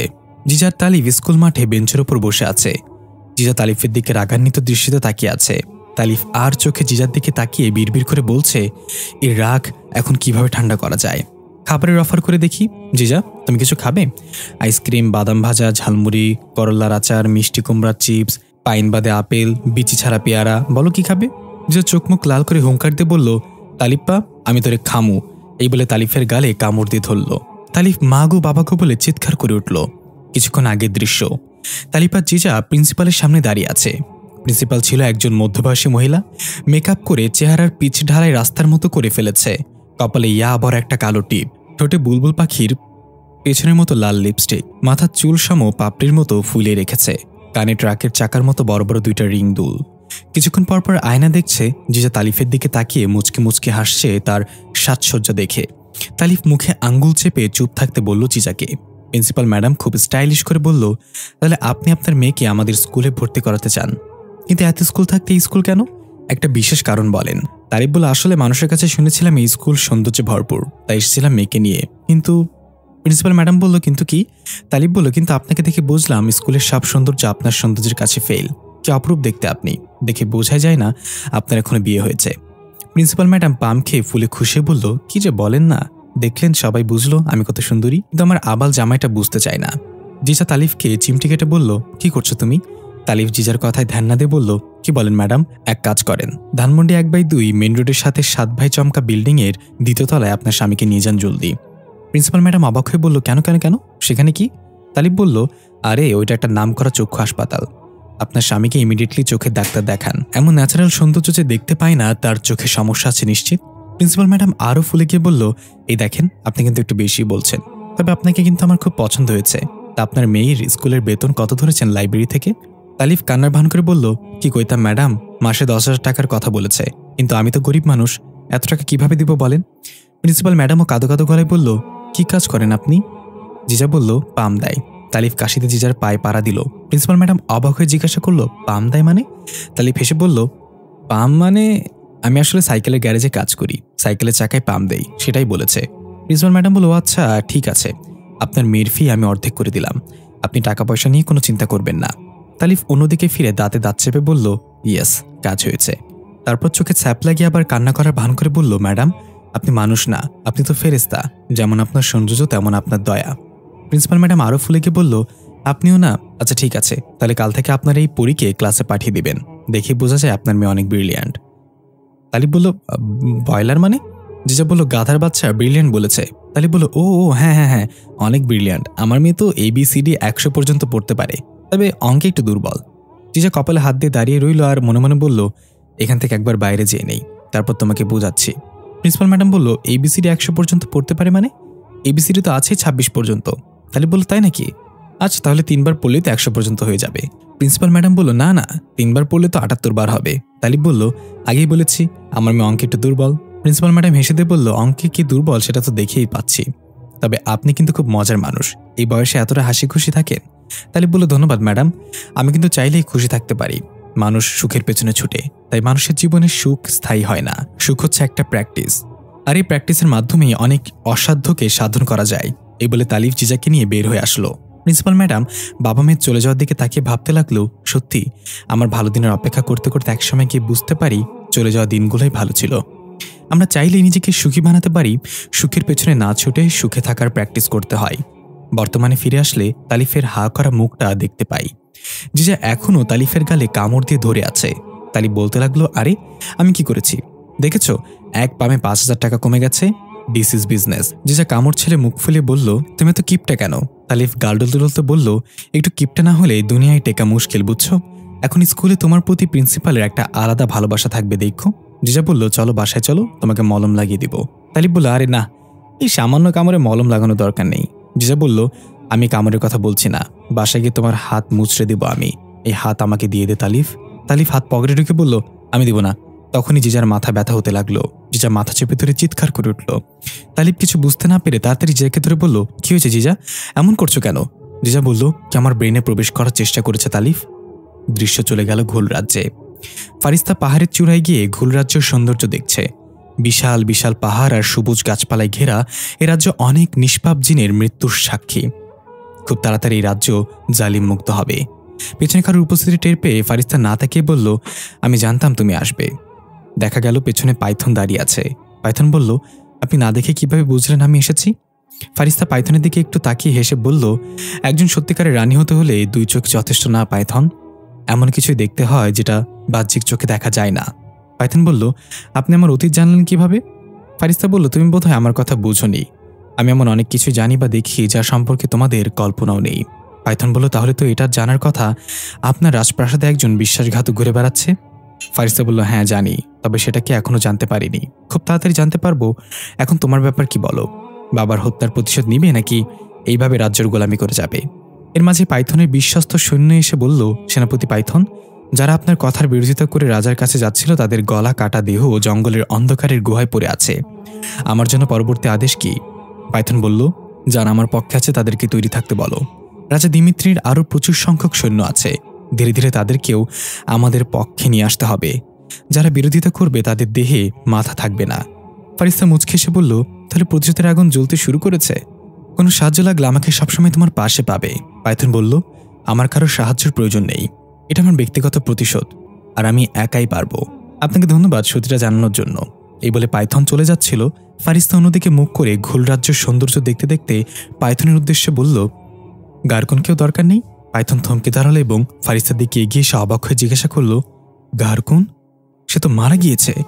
ফারিস্তা অদ্ভুত একটা হাসিতে বলল, সেটা তো তোমাদের চোখে, আমার চোখে সে এখনো জীবিত। জঙ্গলের সেই ডাইনি 30 জন মানুষের দেহ থেকে সবার কনিষ্ঠ আঙ্গুল কেটে নিল। তারপর আঙ্গুলগুলো ফুটন্ত পানিতে সিদ্ধ করতে দিয়ে নিজে এসে বসে পড়ল তার গোল চক্রের মাঝে। তার সামনেতেই তরবারিটা রাখা যেটা দিয়ে রানী সিলভিয়াকে হত্যা করা হয়েছিল। এখন তরবারিটা তৈরি করা হচ্ছে ভ্যাম্পকে মারার জন্য। পাশে ভয়ঙ্কর দেখতে একটা পুতুল। ডাইনি সেই পুতুলটা উঠিয়ে পুতুলের কপালে লিখল জিজা, আর তারপর বিভিন্ন মন্ত্র পড়তে পড়তে নিজের মাথা ঝাঁকি দিতে লাগলো। এক পর্যায়ে পুতুলের মাথার সঙ্গে তার নিজের মাথা চেপে ধরল। ওইদিকে জিজা চিৎকার করে বলছে, তালিফ, তো আমার ব্রেনে প্রবেশ করতে যাচ্ছে, খুব যন্ত্রণা হচ্ছে, আমার মাথা আগুনে পুড়ে যাচ্ছে। এই বলে জিজা মাথা চেপে ধরে বসে পড়ল। তালিফ বুঝতে পারছে না কে জিজার ব্রেনে প্রবেশ করার চেষ্টা করছে। তালিফ পাগলের মতো করতে লাগলো জিজার এই অবস্থা দেখে। চোখ বন্ধ করে ফারিস্তার সাথে যোগাযোগ করতে চাইল, কিন্তু ফারিস্তাকে পাওয়া গেল না। ফারিস্তা এখন ঘোলরাজ্যের সবচেয়ে উঁচু পাহাড়ের উপর আছে, তাই কোনোভাবেই ফারিস্তার সাথে যোগাযোগ করা যাচ্ছে না। এটা তো তালিফ জানতো না। হঠাৎ তালিফের মনে পড়ল ফারিস্তা একদিন বলেছিল, কোনো রাক্ষস বা রানী যদি জিজার নাম জানতে পারে তাহলে সে জিজার ব্রেন নিয়ন্ত্রণ করতে চাইবে। জিজার ব্রেন তার নিয়ন্ত্রণে চলে গেলে সে জিজার সকল শক্তিও নিয়ন্ত্রণ করতে পারবে। তাই এটা কখনো হতে দেওয়া যাবে না। এমন পরিস্থিতিতে জিজাকে সম্পূর্ণভাবে ঢেকে দিতে হবে। জিজার একটা চুলও যেন দেখা না যায়, তাহলে সে ধীরে ধীরে জিজাকে ছেড়ে দিবে। আশেপাশে কিছু মানুষজন জিজার চিৎকার শুনে সাহায্যের জন্য এগিয়ে আসতে চাইল। তালিব জিজার কাছে যেতে নিষেধ করলো সবাইকে। জিজার ব্রেন নিয়ন্ত্রণের বাইরে চলে গেলে জিজার সবার জন্য ক্ষতিকর হয়ে দাঁড়াবে। তালিফ নিজের জামা খুলে ফেলল তাড়াতাড়ি। পাশে একজন দিনমজুরের কাছ থেকে টান দিয়ে তার গামছাটা নিয়ে নিল। ধীরে ধীরে এগিয়ে গেল জিজাকে ঢেকে দেওয়ার জন্য। তালিফ জিজার উপর কাপড় দিতে যাবে, তখনই জিজা অগ্নিশর্মা দৃষ্টিতে তালিফের দিকে তাকিয়ে বলল, আমার কাছ থেকে দূরে থাকো তালিফ, আমি তোমাকে আঘাত করতে চাই না। তালিফ ভয় না পেয়ে বলল, মামুনি, ওই দেখো গাছে তোতা পাখি। জিজা সেদিকে তাকালে তালিফ সাথে সাথে জামাত এবং গামছা দিয়ে জিজাকে চেপে ধরল। জিজার শক্তি খাটাতে লাগলো, খুব জোরাজোরি করলো, কিন্তু তালিফ কিছুতেই জিজাকে ছাড়ল না। গামছার জামা দিয়ে জিজাকে সম্পূর্ণ ঢেকে নিল। তবুও জিজা ছটফট করেই চলেছে। তালিফ তাকে ধরে রাখতে পারছে না। অনেক কষ্টে জিজাকে শান্ত করল। ধীরে ধীরে জিজা নিজের মাঝে ফিরে আসতে লাগলো। ওইদিকে সেই ডাইনি তার মন্ত্রতন্ত্রের পরিমাণ আরও বাড়িয়ে দিল। দাঁড়িয়ে গঙ্গাতে গঙ্গাতে পুতুলটা মাথার সাথে আরও জোরে চেপে ধরল, কিন্তু এবার কিছুতেই সে জিজার ব্রেনে প্রবেশ করতে পারছে না। এর মাঝে তাইবা সেখানে সে হুঙ্কার দিয়ে বলল, ডাইনি বুড়ি, কি করছিস তুই? সাথে সাথে ডাইনি তার তন্ত্রমন্ত্র থামিয়ে তাইবার দিকে এগিয়ে এসে কালো কালো সুচালো দাঁত বের করে বিদঘুটে একটা হাসিতে বলল, ভ্যামকে নিয়ন্ত্রণে আনার চেষ্টা করছিলাম। তারপর রেগে ডাইনির গলা চেপে ধরে ঘরের খুঁটির সাথে লাগিয়ে বলল, আমার আদেশের বাইরে কাজ করার সাহস কিভাবে তোর? আমি কি তোকে বলেছি জিজার ব্রেনে প্রবেশ করতে? ডাইনি বলল, আমি ভাবছিলাম একবার যদি জিজার ব্রেনে নিয়ন্ত্রণ করতে পারি তাহলে তাকে ব্যবহার করে তোর অপূর্ণ ইচ্ছাগুলো পূরণ করব। তাইবার ডাইনিকে ছুঁড়ে ফেলে দিয়ে বলল, তোর এই আবলামির জন্য এখন ফারিস্তা বুঝে যাবে জিজার ব্রেনে কে প্রবেশ করতে চেয়েছিল। তরবারির কাজ কত দূর হলো? ডাইনি বলে উঠল, ওই তো ফুটন্ত পানি তৈরি তাদের শরীরের অঙ্গ দিয়ে। এখন এই পাত্রে তরবারি ভিজিয়ে রাখতে হবে। যতক্ষণ না তরবারির সব পানি শুষে নেয় ততক্ষণ এটা ভ্যাম্প মারার জন্য প্রস্তুত হবে না। তাইবা বলল, ফারিস্তা, তোকে খুঁজে পাবার আগেই কাজ শেষ হওয়া চাই। তোর এই বোকামির কারণে যদি আমার পরিকল্পনা নষ্ট হয় তাহলে ডাইনি বলল, চিন্তা করিস না, তার আগে সব কাজ শেষ হবে। এ বলে ডাইনি তাড়াতাড়ি গিয়ে তরবারিটা সেই ফুটন্ত পাত্রে ডুবিয়ে পাত্রটা ঢেকে দিল। তাইবা চলে যাচ্ছিল, তখন আবার ফিরে এসে বলল, আচ্ছা এখন আরেকটা জরুরি কাজ আছে। ডাইনি বলল, কি সেটা? তাইবা বলল, সুযোগ বুঝে সোনালী ঘরের সামনে থেকে অল্প কিছুক্ষণের জন্য পাহারাদারদের সরাতে হবে। রাজা দিমিত্রি আমার সাথে কিছু ঘুল সৈন্য পাঠিয়েছে, তাদেরকে গোপনে মারিদ রাজ্যে প্রবেশ করাতে হবে, তারা আমাকে সাহায্য করবে সবসময়। ডাইনি হু করে হেসে বলল, বেশ ভালো খবর এটা। রাজা দিমিত্রি যদি তোকে সাহায্য করে তাহলে ফারিস্তা কোনোদিনও তোর সাথে পেরে উঠবে না। তাইবা বলল, না বুড়ি, এতটা নিশ্চিত হওয়া যাবে না। আমার মনে হয় আমি যদি ফারিস্তার বিরুদ্ধে পুরো মহাবিশ্বকেও ব্যবহার করি তবু সেটা কম হয়ে যাবে। ডাইনি বলল, তাকে তুই এত ভয় পাস? তাইবা বলল, ভয় পায় না বুড়ি, আমি তাকে বিশ্বাস করি। এই বলে তাইবা যেতে যেতে বলে গেল, মনে থাকে যেন সোনালী ঘরের পাহারাদারদের সরিয়ে ঘুল সৈন্যদের এখানে নিয়ে আসার কথা। দৃশ্য চলে গেল ঘুল রাজ্যে। পাইথন এখনো বিশ্বাস করতে পারছে না গারকুন জীবিত আছে। ফারিস্তা বলল, রানী সিলভিয়াকে মারার পর আমি যখন মারিদ রাজ্যে ফিরে আসি তখন গারকুনের নেতৃত্বে ছিল কিছু সৈন্য আমার বিরুদ্ধে আঙ্গুল তুলেছিল। তারা দাবি করেছিল ওই সিংহাসনের রানী সিলভিয়ার পর গারকুনের অধিকার, তাই আমাকে তারা রানী হিসেবে মানতে নারাজ। আমি শুধু তাদের মাঝে দুইজনের গলা ফেলে দিয়েছি, বাকিরা আপনা আপনিভাবে বসে চলে এসেছে। পাইথন বলল, আমার আগের রাজা দিমিত্রির সেনাপ্রধান ছিল গারকুন। সে ছিল একটা রাক্ষস, তার মাঝে না ছিল কোনো দয়া আর না ছিল মায়া। সে যেদিক দিয়ে যেত সব ধ্বংস করে ফেলত। কিন্তু পরবর্তীতে রাজা দিমিত্রি তাকে রানী সিলভিয়াকে উপহার হিসেবে পাঠিয়ে দেয়। আমরা সবাই ভেবেছিলাম রানী সিলভিয়াকে হত্যা করার পর আপনি গারকুনকেও হত্যা করেছেন। ফারিস্তা বলল, তাকে হত্যা করা আমার কাছে কিছুই ছিল না, তবে তাকে বন্দী করতে আমার বেশ বেগ পোহাতে হয়েছে। কয়েকশো সৈন্যকে সে একাই ঘায়েল করে ফেলেছিল। অবশেষে তাকে আমি বন্দী করেছি। এখন সে আমার সবচেয়ে গোপন কারাগারে আছে। পাইথন বলল, রাজা দিমিত্রির বিরুদ্ধে এই যুদ্ধে আপনি তাকে রাজার দুর্বলতা হিসেবে ব্যবহার করতে পারবেন, কিন্তু আমি একটা জিনিস বুঝতে পারছি না রানী ফারিস্তা। ফারিস্তা বলল, আমি জানি তুমি কি নিয়ে চিন্তা করছো। জিজা আমার মেয়ে হলে সে ভ্যাম্প হলো কিভাবে, তাই তো? পাইথন মাথা নেড়ে হ্যাঁ বলল। ফারিস্তা বলল, জিজা আসলে আমার মেয়েই না, জিজা গারকুনের মেয়ে। পাইথন হাঁ করে তাকিয়ে বলল, গারকুনের মেয়ে মানে? কিভাবে হলো এটা? ফারিস্তা বলল, আগে বিয়ে করো, তারপর বুঝবে বাচ্চা কিভাবে হয়। পাইথন একটু লজ্জা পেয়ে বলল, না মানে এটা কিভাবে সম্ভব? তাহলে জিজার মা কে? তুমি যা ভাবছো তাই। পাইথন চোখ বড় করে বলল, রানী সিলভিয়া? ফারিস্তা বলল, হ্যাঁ, গারকুন আর সিলভিয়া গোপনে বিয়ে করেছিল। জিজার যখন 10 দিন বয়স তখনই সিলভিয়া আমার হাতে খুন হয়। আর আমি এটা তখনই বুঝতে পারি যখন গারকুন সিংহাসন দাবি করেছিল। সে যত বড় রাক্ষসী হোক না কেন, কখনো এভাবে সরাসরি সিংহাসন দাবি করার সাহস করবে না। তার সিংহাসন দাবি করার মূল শক্তি ছিল সে সিলভিয়ার স্বামী। পাইথন একটু হেসে বলল, তাহলে এই ব্যাপার। গারকুন রাক্ষস হলেও ভেতরে ভেতরে কিন্তু আশিক ছিল। রানীকে পটিয়ে আবার একটা বাচ্চাও নিয়ে নিয়েছে। ফারিস্তা বলল, ভালোবাসার মাঝে সবাই বিদ্যমান পাইথন, কেউ প্রকাশ করতে দেয়, আবার কেউ প্রকাশ করতে ভয় পায়। খুঁজে দেখো তুমিও কাউকে মন থেকে চাও। এটা শুনে পাইথনের চোখে ডালিয়ার মুখটা ভেসে উঠল। ফারিস্তা বলল, তাহলে একদিন সময় করে চলে এসো মারিদ রাজ্যে, বন্ধু গারকুনের বন্দিতাস উপভোগ করে আনন্দ পাবে। পাইথন বলল, অবশ্যই রানী ফারিস্তা, আর খুব শীঘ্রই রাজা দিমিত্রি আমাকে পাঠাবে একটা ছোটখাটো আক্রমণ করার জন্য আপনার রাজ্যে। এটা হবে শুধু আপনাকে ভয় দেখানোর জন্য।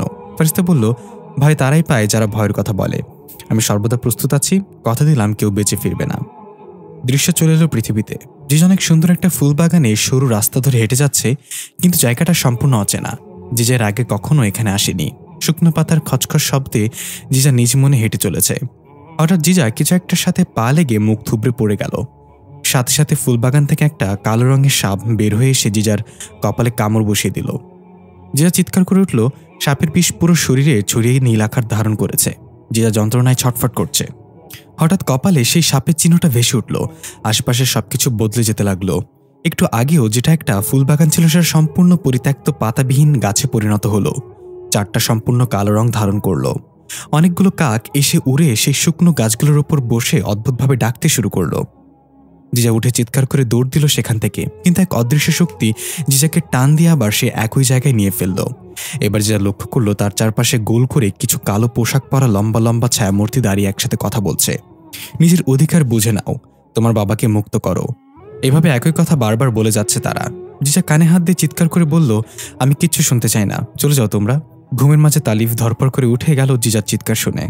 জিজা চোখ বন্ধ করে বলছে, আমি কিছু শুনতে চাই না, চলে যাও তোমরা। তালিফ জিজার গায়ে ধাক্কা দিয়ে বলল, জিজা কি হয়েছে, কি শুনতে চাও না?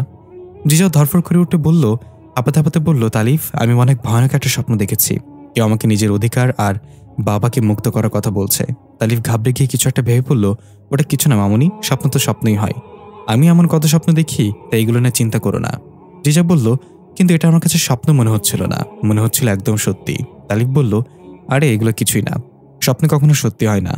আজকে দিনের বেলা যে কেউ তোমার ব্রেনে প্রবেশ করতে চেয়েছিল সেটাই এখনো তোমার মাথায় ঘুরছে, তাই এই বাজে স্বপ্ন দেখেছ। জিজা শান্ত হয়ে বলল, হয়তো তুমি ঠিক বলছো। তারিফ বলল, আমি সবসময় সঠিক কথাই বলি, দেশের জনগণই বুঝতে চায় না আমাকে। জিজা হেসে বলল, ভাগ্য ভালো যে তারা তোমাকে বোঝে না, যদি বুঝতো তাহলে প্রতিদিন গণপিটুনি খেতে জনগণের হাতে। তালিফ বলল, তুমি কি আমাকে ইনডাইরেক্টলি পকেটমার বলতে চাচ্ছ জিজা? জিজা বলল, এতে চাওয়ার কি আছে, তোমার চেহারাই তো ছেঁড়া পকেটের মতো। তালিফ জিজাকে জড়িয়ে ধরে বলল, ইচ্ছা করে কি জানো, তোমাকে কম্বলের মতো রশির উপর টাঙিয়ে ইচ্ছে মতো ধুলাই করি, কিন্তু পারি না তোমার মায়ের ডরে। এটা করলে তোমার মা আমাকে পুলিশের নষ্ট রাইফেল দিয়ে গুলি করে মারবে। জিজা বলল, সেম বাট ডিফারেন্ট। আমিও তোমাকে কিছু বলি না কারণ আমার মায়ের ডরে, বেচারি অল্প বয়সে সাদা শাড়ি পরে ঘুরবে, এটা কেমন দেখায়।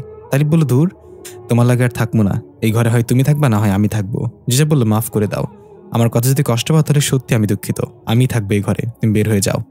তালিফ বাচ্চাদের মতো কান্না করে বলল, এটা কি মাইয়া নাকি রাক্ষসী? একই তো আমার নাম ধরে ডাকে, তার উপর আমারে কয় বাসা থেকে বের হয়ে যেতে। জিজা বলল, হইছে, কান্না থামাও হাগল, এখন বলো তোমার জীবনের সবচেয়ে ভয়াবহ স্বপ্ন কি? তালিফ বলল, গরিবের আবার স্বপ্ন, ঘুম আসে এটাই বেশি। তবে একবার বাবার সাথে ঘুমিয়েছিলাম, মাঝরাতে বাবার চিৎকারে সবাই আমাদের রুমে চলে এসেছিল। এসে দেখলো বাবা পিঠ ডলছে আর বলছে, তোমার পোলা আমার পিঠ ব্যাকা করে ফেলেছে তালিফের আম্মু। মা আমাকে কারণ জিজ্ঞাসা করলে আমি বলেছি, মা স্বপ্নে দেখি বাবা আমারে গুলি করতেছে, তাই ঘুমের ঘরে মেরে বসেছি। এটা শুনে জিজা হাসতে হাসতে আবার শুয়ে পড়লো। তালিফ বলল, ডোন্ট ট্রাস্ট দিস টুনাইট। এদিকে জান্নাত তার বাবার মাথার কঙ্কাল দাফন করে দিয়েছে মসজিদের হুজুরের সাহায্যে। সত্যি আজকে ঘরটা অনেক হালকা লাগছে। এতদিন ঘরের ভিতর সবসময় একটা ভাবসা গরম লাগতো, মনে হতো কেউ তো আশেপাশে ঘুরে বেড়াচ্ছে। আজকে তার কিছুই মনে হচ্ছে না। জান্নাতের বাবার কথা চিন্তা করতে করতে ঘুমানোর জন্য চোখ বন্ধ করলো। ঘুম প্রায় চলে এসেছে, তখনই জান্নাতের ঘরের দরজায় খটখট শব্দ। জান্নাতের লেগে আসা চোখ দুটো ঠাস করে খুলে গেল। এত রাতে আবার কে এলো ভাবতে ভাবতে আবার দরজায় খটখট শব্দ। জান্নাত খাটের উপর থেকে জিজ্ঞাসা করলো কে, কিন্তু কোনো জবাব এলো না। জান্নাত এবার ভয় পেতে শুরু করলো। হঠাৎ কেউ বলে উঠল দরজার বাইরে থেকে, ভয় পেও না জান্নাত, এটা আমি। জান্নাত খাটের উপরে জড়সড় হয়ে বসে আছে। বাইরে থেকে সেই ভারী কণ্ঠে আবার বলল, ভয় পেও না, দরজা খোলো। জান্নাত এবার সাহস করে খাট থেকে নেমে দরজার কাছে গেল। চাপা গলায় জিজ্ঞাসা করলো, কে আপনি? ওপাশ থেকে উত্তর এলো, আমি। জান্নাত এবার বেশ বিরক্ত হয়ে বলল, আমি কে? ওপাশ থেকে একটা সুন্দর হাসি দিয়ে বলল, তোমার স্মৃতিশক্তি হারিয়ে গিয়েছে নাকি? তুমি কে সেটা আমি কিভাবে জিজ্ঞেস করছো?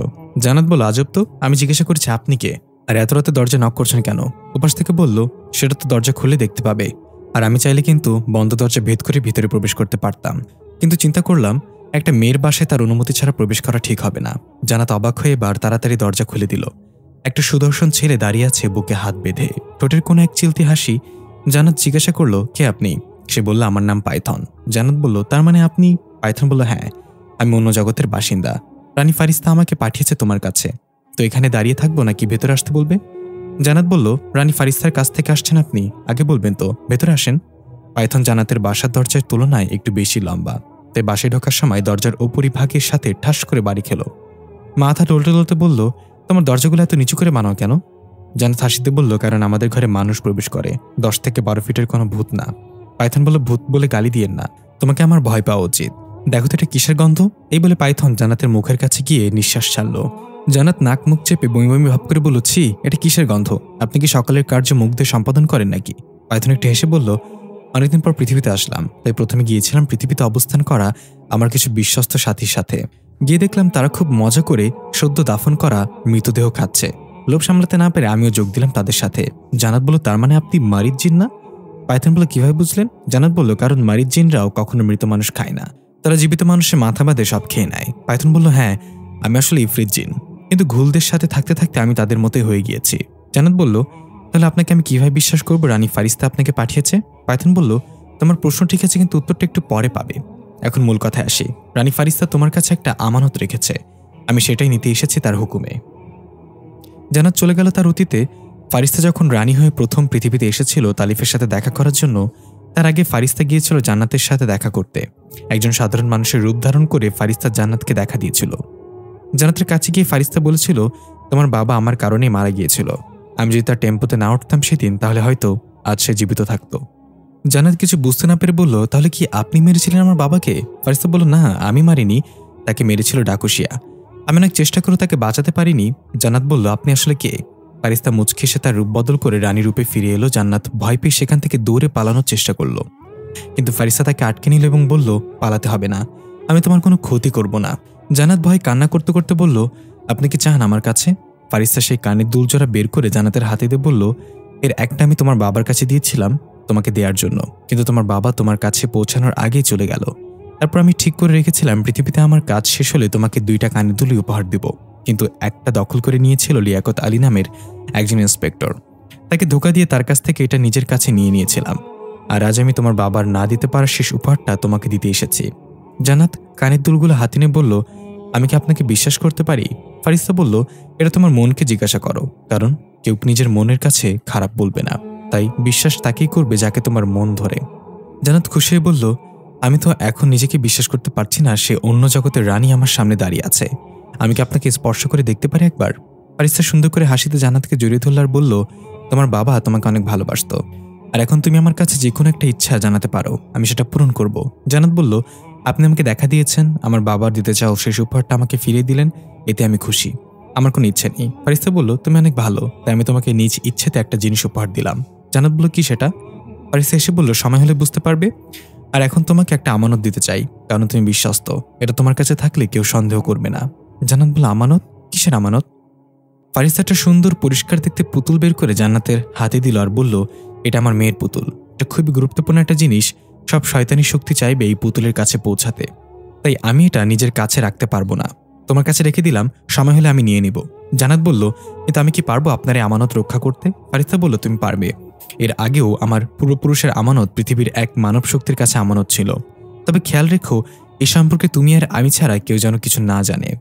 জান্নাত তার অতীতে ফিরে এলো। পাইথন বলল, কি মনে পড়েছে সে আমানতের কথা? জান্নাত বলল, হ্যাঁ, কিন্তু আমার না এখন আপনাকে বিশ্বাস হচ্ছে না, সত্যিই রানী ফারিস্তা আপনাকে পাঠিয়েছে? সে নিজে কেন এলো না? পাইথন বলল, পরিস্থিতি খারাপ অনেক, যে কোনো সময় রানী ফারিস্তার রাজ্য আক্রমণ হতে পারে, তাই সে নিজে না এসে আমাকে পাঠিয়েছে। দৃশ্য চলে গেল মারিদ রাজ্যে। রানী ফারিস্তা সভা ডেকেছে, সেখানে সবাই উপস্থিত ছিল, কিন্তু তাইবা সেখানে ছিল না। রানী ফারিস্তা সবার উদ্দেশ্যে বলল, আজকে বিশ্বাসঘাতক নিজে এসে আমার কাছে ধরা দেওয়ার কথা, কিন্তু কেউ আসেনি, তার মানে আমার রাজ্যে সবাই সাধু, কারো মুখ কোনো কথা নেই।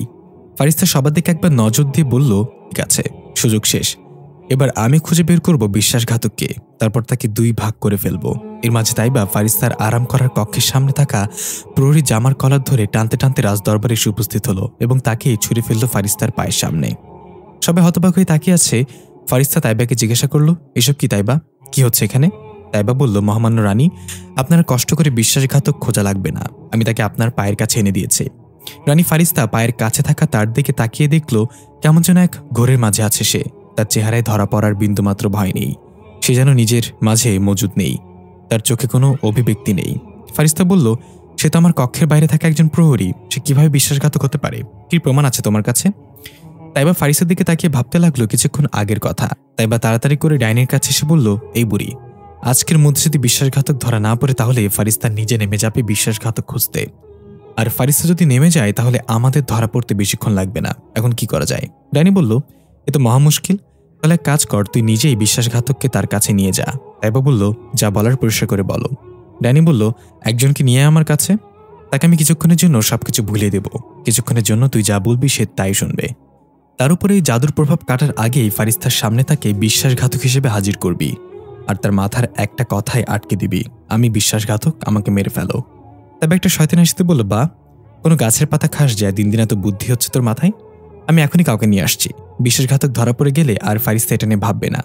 দৃশ্য ফিরে এলো বর্তমানে।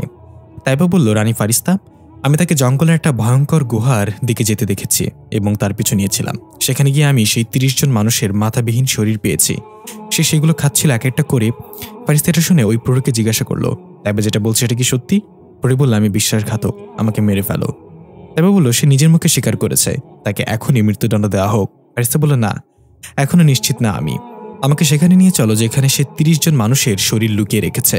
তাইবা না চাইতে বলল, ঠিক আছে চলুন রানী ফারিস্তা, আমি আপনাকে সেখানে নিয়ে যাচ্ছি।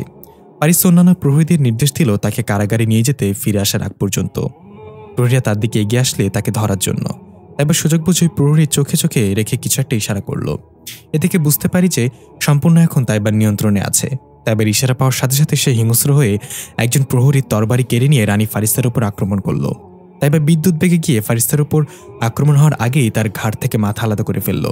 ফারিস্তা ঘটনার আকস্মিকতায় বুঝতেই পারল না এসব তাইবার চোখের ইশারায় হয়েছে। তাইবা আগেই পরিকল্পনা করেছিল তাকে বিশ্বাসঘাতক প্রমাণ করে তাড়াতাড়ি মেরে ফেলতে হবে, না হলে যে কোনো সময় তার হুঁশ ফিরে এলে সমস্ত পরিকল্পনা বিফলে চলে যাবে। তাইবা তার পরিকল্পনায় সফল হয়েছে। ফারিস্তা তাইবার এই চালাকি ধরতে পারল না।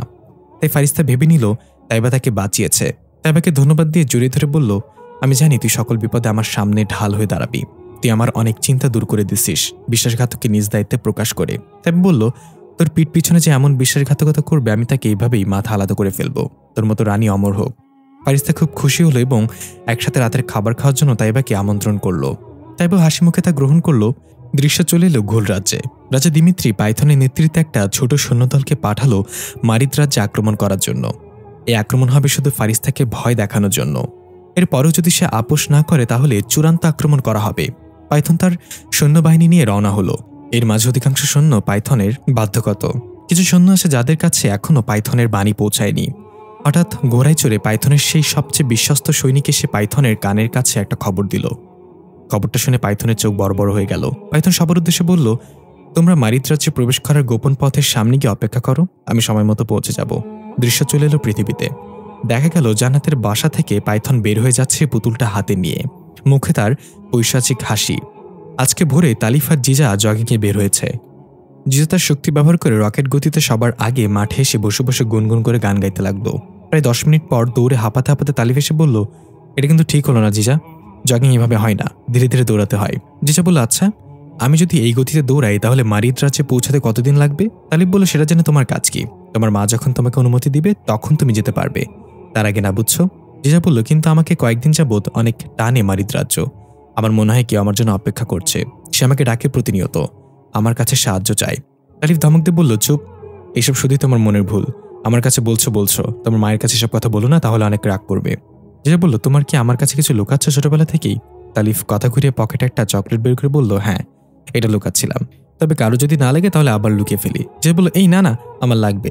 এই বলে ছু মেরে তালিফের হাত থেকে চকলেটটা নিয়ে খেতে খেতে বলল, আজকে দুপুরে স্পেশাল কিছু রান্না করবে আমার জন্য? তালিফ বলল, বিরিয়ানি। জিজা ভ্রুকুচকে বলল, বিরিয়ানি মানে? তোমাকে কি আমি বিড়ি আনতে বলেছি? তুমি আমাকে বিড়ি খাওয়াবে দুপুরে? তুমি না তোমার দাদির কিরা কেটেছিলে আর বিড়ি খাবে না? ওপর থেকে তালিফের দাদি বলল, এইবার খালি আমার নামে কিরা কাইটটা দেখ, এখান থেকে তোর মাথায় আমি স্যাফ ফেলাইমো। তালিফ কপাল চাপড়াতে চাপড়াতে বলল, আরে মা, আমি বিরিয়ানি বলেছি, বিড়ি আনতে বলি নাই। বলছি দুপুরে বিরিয়ানি খাবো আমরা। জিজা হাসিতে বলল, আগে বলবা তো, তাহলে চলো। তবে আজকে আমাদের মেহমান থাকবে, আমি জান্নাত আন্টিকেও দাওয়াত দিব। তালিফ বলল, হ্যাঁ, দুজন মিলে আমাকে পচানোর জন্য। জিজা বলল, কে বলেছে তুমি পচা? তুমি তো বাসি। এই বলে জিজা দৌড় দিল। তালিফও তার পেছনে ছুটতে লাগলো। বাসার কাছে এসে জিজা বলল, তুমি বাসায় যাও, আমি জান্নাত আন্টিকে নিয়ে আসছি। তালিফ চলে গেল। জিজা গেল জান্নাতকে আনতে। অনেকক্ষণ দরজা নক করলেও ভেতর থেকে জান্নাতের কোনো সারা শব্দ পাওয়া গেল না। বাধ্য হয়ে জিজা নিজের শক্তি ব্যবহার করে দরজার তালা ভেঙে ফেলল এবং ভেতরে প্রবেশ করে আস্তে আস্তে ডাক দিল, জান্নাত আন্টি। হঠাৎ জিজার চোখ পড়ল ছুপ ছুপ রক্তের দাগ ফ্লোরে। জিজা একটু ঘাবড়ে গিয়ে রক্তের দাগ অনুসরণ করে বাথরুমে গিয়ে পৌঁছালো। সেখানে জান্নাতের রক্তাক্ত আহত দেহটা পড়ে আছে। জান্নাতের এই অবস্থা দেখে জিজা এক ছুটে গিয়ে তালিফকে জানালো। তালিফ সবকিছু ফেলে তাড়াতাড়ি এসে দেখলো সত্যি সত্যি জান্নাত রক্তাক্ত অবস্থায় পড়ে আছে। তালিফ জান্নাতের নার্ভ চেক করে দেখলো এখনো তার নিঃশ্বাস চলছে। জিজা উপরের দিকে তাকিয়ে বলল, তালিফ ওপরে দেখো। তালিফ দেখলো সিলিংয়ের একটা অংশ ভাঙা, মনে হচ্ছে এখান থেকে কিছু একটা বের হয়েছে। তালিফ একটা চেয়ার এনে তার উপর পা দিয়ে সিলিংয়ের ভাঙা অংশ চেক করে একটা কাঠের বক্স পেল। বাক্সটা অনেক পুরনো। তালিফ কিছু একটা চিন্তা করে বাক্সটা জিজার হাতে দিয়ে বলল, তুমি এটা নিয়ে বাসায় ফিরে যাও, আমি তাকে হাসপাতালে নিয়ে যাচ্ছি। এর মাঝে জান্নাতের জ্ঞান ফিরে এলো। আলতো করে চোখ খুলে কাশতে কাশতে তালিফকে বলল, সে পুতুলটা নিয়ে গেছে। তালিফ বলল, আপনার এই অবস্থা কি করেছে? জান্নাত বলল, আমার যদি কিছু হয়ে যায় তাহলে এই বাক্সটা রানী ফারিস্তার হাতে পৌঁছে দিবেন দয়া করে। পর মুহূর্তই জান্নাত রক্তাক্ত মুখে একটু হেসে বলল, আমিও কি বোকা? আপনি রানী ফারিস্তাকে কোথায় পাবেন? জিজা এগিয়ে এসে বলল, জান্নাত আন্টি, আসলে রানী ফারিস্তা আমার মা, আর এই বোন মানুষটাই মারিদ রাজ্যর অঘোষিত রাজা। জান্নাত অবাক হয়ে বলল, কাল রাতেও কেউ এসে আমাকে ধোকা দিয়ে পুতুলটা নিয়ে গেছে, আর এখন তোমরা যা বলছো তাও যে ধোকা না, সেটা কিভাবে বিশ্বাস করব? জান্নাত আবার কাশতে লাগলো। জান্নাতের মুখ দিয়ে রক্ত বের হতে লাগলো। তালিফ খেয়াল করে দেখলো জান্নাতের পেটে বড় একটা ক্ষত, মনে হচ্ছে ধারালো কিছু ঢুকিয়ে দেওয়া হয়েছে। তালিফ বলল, কাল রাতে কি হয়েছিল জান্নাত? কে এসেছিল? জান্নাত তার পেটের ক্ষতের দিকে তাকিয়ে দেখতেই চিৎকার করে আবার জ্ঞান হারালো। জিজা বলল, এতক্ষণ তো সে ঠিকভাবে কথা বলছিল, তাহলে ক্ষত দেখার পর বেহুশ হয়ে গেল কেন? তালিব বলল, এক লোক তার মাঝে ক্যান্সার নিয়ে দিব্যি হাঁটাচলা, খেলাধুলা, খাওয়া দাওয়া সহ যাবতীয় সব কাজ হাসি খুশিভাবেই করত, কিন্তু সে জানত না তার মাঝে ক্যান্সার বাসা বেঁধেছে। হঠাৎ একদিন পেটে ব্যথার কারণে ডাক্তারের কাছে গিয়ে তার ক্যান্সার ধরা পড়ে পরীক্ষা করার পর। তারপর 10 দিনের মাঝে তার অবস্থা করুণ হয়ে গেল। তার ওজনও কমে অর্ধেকে চলে আসলো, তার খাওয়া দাওয়া বন্ধ হয়ে গেল। খেলাধুলা তো দূরের কথা, যদি সেই লোকটা তখনও জানতে পারত ক্যান্সার আছে তাহলে সে আগের মতো হাসি খুশি থাকতো। এখন জানাতে একটু কষ্ট হলেও কথা বলছিল ভালোভাবে, কিন্তু যখন তার ক্ষতটা দেখতে পেল তখন সে অজ্ঞান হারিয়ে ফেলল। এটাই সায়েন্স। যে বলল, তার মানে এটা হলো মনের বাঘে খায় না, বনের বাঘে খায়। তাহলে বলল, গাধা, তুমি উল্টো বলেছ, ওটা বনের বাঘে খায় না, মনের বাঘে খায় এমন হবে। যে বলল, তুই গাধা, তো 14 গোষ্ঠী গাধা, আমি হলে গাধি হব। একটা কথাতে আমার জেন্ডার বদলে দিয়েছিস তুই। তালিব বলল, এখন আমাদের ঝগড়া করার সময় না, জান্নাতকে হাসপাতালে নিয়ে যেতে হবে, তা না হলে তোমার সাথে আমার বিশাল ঝগড়া লেগে যেত। জিজা বলল, ঠিক আছে, এটা তোলা থাকলো, পরে এখান থেকে আমাদের ঝগড়া শুরু হবে। তালিব বলল, এইবার যদি আমি ঝগড়ায় না জিততে পারি তাহলে আমার দাদির গেরা আমি গোসলের সময় সাবানে পা পিছলে থোতা ফাটিয়ে ফেলবো। ওপর থেকে তালিফের দাদি লাঠি দিয়ে নিজের মাথায় নিজে বাড়ি দেয়। তারপর বলল, আমার ঘরে জায়েদ খানের মতো লায়ক আহুক, তবু তোর মতো নাতি যেন না আসে। দৃশ্য চলে গেল ঘুল রাজ্যে।